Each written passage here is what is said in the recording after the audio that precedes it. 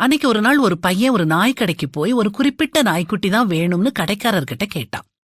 அந்த கடைக்காரர் அந்த நாய்க்குட்டிக்கு கால் ஊனம், அதனால வேற நாய்க்குட்டி தர்றதா சொன்னாரு. ஆனாலும் அந்த பையன் பிடிவாதமா அந்த நாய்க்குட்டி தான் வேணும்னு கேட்டான். அப்போ கடைக்காரர் அந்த நாய்க்குட்டிய வேணாம், விலையில்லாம சும்மா எடுத்துக்க சொன்னாரு.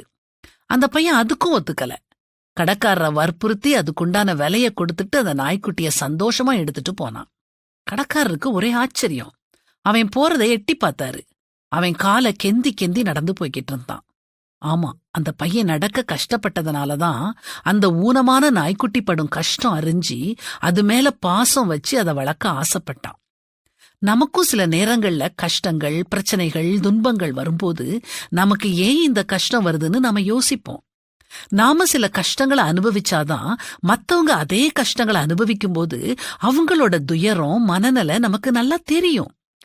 அவங்க வேதனை புரிஞ்சு அவங்கள அனுசரணையோட, கரிசனையோட அணுகுவோம். அந்த வேதனைய நாம எப்படி சகிச்சோம், அந்த பிரச்சனைய நாம எப்படி மேற்கொண்டோம் அப்படின்னு அவங்க கிட்ட நாம சொல்லலாம்.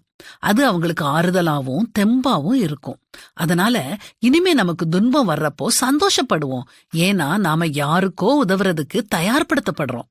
என் சகோதரரே, நீங்கள் பலவிதமான சோதனைகளில் அகப்படும் போது உங்கள் விசுவாசத்தின் பரீட்சையானது பொறுமையை உண்டாக்கும் என்று அறிந்து அதை மிகுந்த சந்தோஷமாக எண்ணுங்கள்.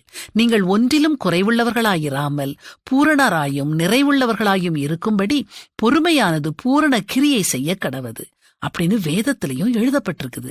அதனால இனிமேல் உங்க வாழ்க்கையில கஷ்டங்கள் வரும்போது சந்தோஷப்படுங்க. சரியா?